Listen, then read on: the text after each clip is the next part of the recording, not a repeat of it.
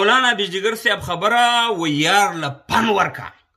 که پن نه د شګو پن ورکه چې دا ورمېږي مات شي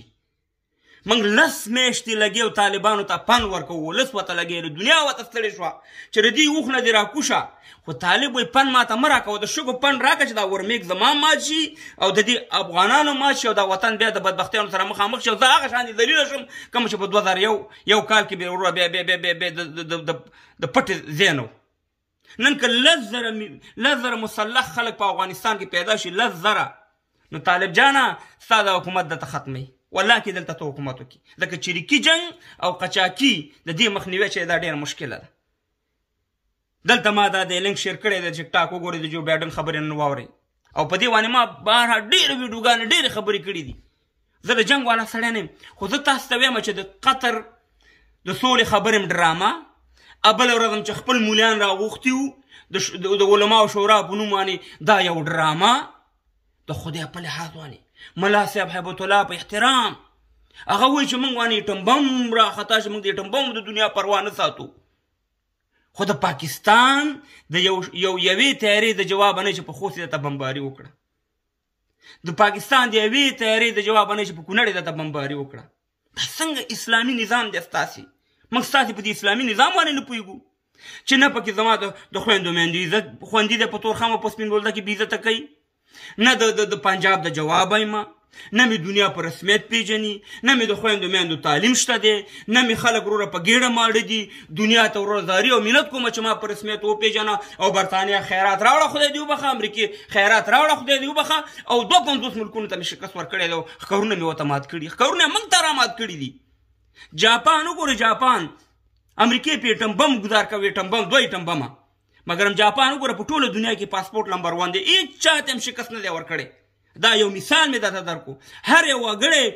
مزې کوي نه یې خویندې میندې بې عزته دي نه یې ښځې بې عزته دي نه یې خلک بې عزته دي سیه مهربانه د دنیا خلک ورته محتاجه دي خو هېڅ چا ته هم شکست نه دی ورکړی موږ به په دې شکستونو باندې به موږ هم دا خپل ړخه کوو د خدای په لحاظ باندې ولې دا وطن د بدبختیانو طرف ته بیاوئ دغه موجوده افغانۍ چې دا ما راته ویلې چې دا جوړه ده او دغه باندې ولاړه دومره اوچته ده د امریکې تا ته اوچته کړې ده که نن تا نه امریکا لاس والي نو په یو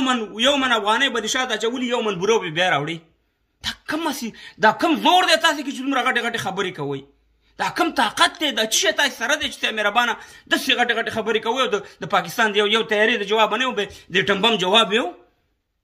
د خدای په لحاظ باندې ما افغانانو مخکې په جمهوریت کې یو ویډیو کړې وه ما ویل چې د ملي اردو والا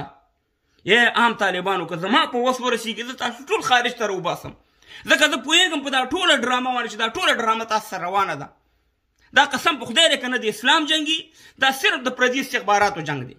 دلته 20 کاله امریکایانو غوښته چې پاتې شي 20 کاله بعد وواته په خدای یقین وکړه چې امریکایانو 1 روپۍ لګولې چې تا نه 90 روپۍ ویوړئ ورشه په هلمند کې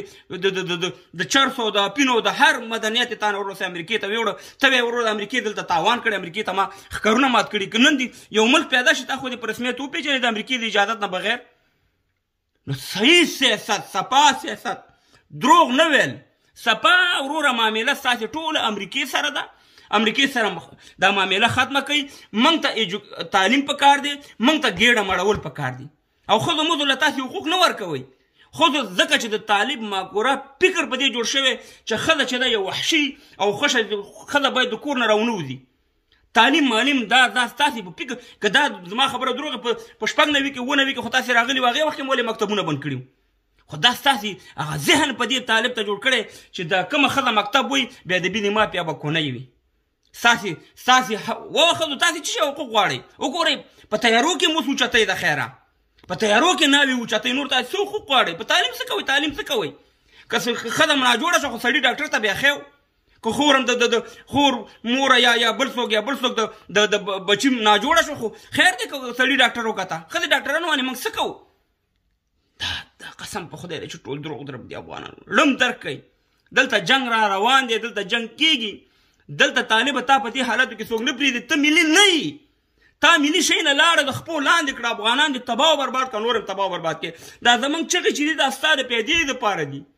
مه دغه طالبان نور در په در کوه دا عام طالبان ډېر دی په دې د اسلام په نوم باندې تاسې ووجل همدغه شانې مجاهدینو ووجل په خدای کې دلته د اسلام خبره دلته صرف د قدرت او پردی د استخباراتو جنگ دی. الله دې وکړي چې زما دا ویډیو دغه شي او شیر کړئ او تاسو سره نن معلومات وشي چې زمونږ اقتصاد او زمونږ دغه چې دی په چا باندې ولاړ دی دغه امریکې دغه افغانۍ او په حال هم زمونږ دغه شان امریکا زمونږ په سر ولاړه ده. بله ورځ ملا دغه وایي چې ذبیح الله مجاهد چې ملا هیبت الله خو ځکه دغه موږ نه راښکاره کوو چې پاس ډرون حملې ګرځي تیاري ګرځي نو ولې دا بله ورځ چې د علماو دغه وه شورا هم راغوښتې وه نو ولې ډرون پاس نه ګرځي شتی نه شو بس دی په دې دروغو دربو دا ولس مه غولوئ. ملا هیبت الله خو د حضرت عمر نه خو بهتر نه دی د پیغمبر علیه السلام نه بهتره هستي نه ده په خلکو کې ګرځېدو که نه ګرځېدو دغلته ویډیو د ټي وي ته کېنوئ بس دا څه حال